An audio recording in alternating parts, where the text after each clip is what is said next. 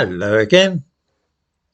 I think it's fair to say that most older people in Britain have the distinct impression that there are more stabbings in this country these days than used to be the case 30 or 40 years ago. So it is difficult to be sure of this, of course, because there is no specific offence of stabbing, and so it's not easy to keep track of such things. If you look at the statistics in the 1970s, you'll find things such as grievous bodily harm, actual bodily harm, attempted murder and so on, together with figures for possessions of offensive weapons. Just looking at that raw data will not tell you how many people were being knifed at that time. I know this because I tried very hard to untangle the statistics a couple of years ago, and it proved impossible for me. I used to work with statistics long ago. I'm fairly up to date with the methods used, but I could not disentangle stabbings from everything else. Having said that, we do seem to be seeing some pretty bizarre crimes involving edged weapons of a sort that were not seen 40 or 50 years ago. Of course, strange and violent crimes have always been with us. One thinks of Jack the Ripper, say. But these days such things turn up every day in the newspaper. Two notable cases appeared in my newspaper this week, in the last few days. The other day, we read about the case of the 87-year-old man in West London who used a mobility scooter to go out busking to raise money for charity.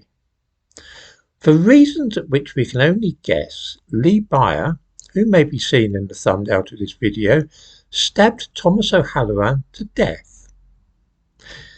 He has been convicted of manslaughter and possessing an offensive weapon.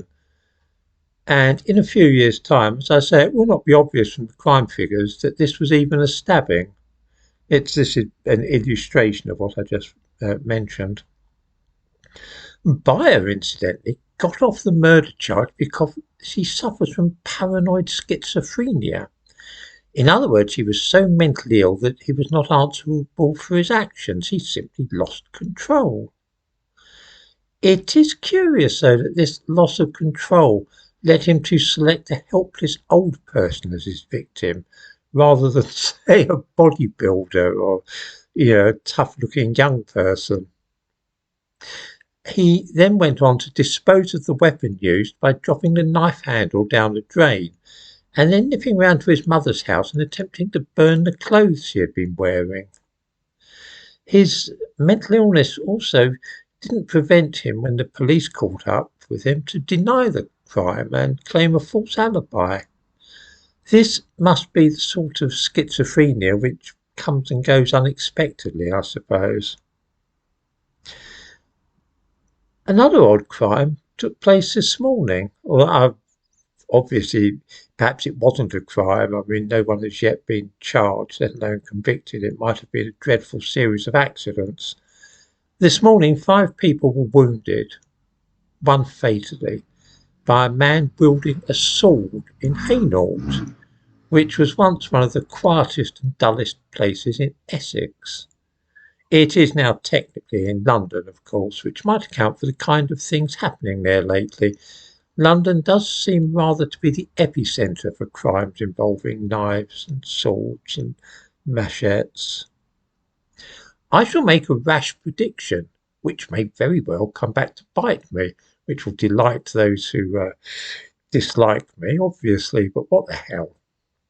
I strongly suspect that the man arrested for this awful crime in Hainault will not turn out to be called David Smith or Robert Jones or something like that. My best guess is an Eastern European name, Albanian or Romanian perhaps. Failing that, Middle Eastern. It will be interesting to see if I'm right about this, or if I've made a complete fool of myself, which, as I say, will obviously delight some people.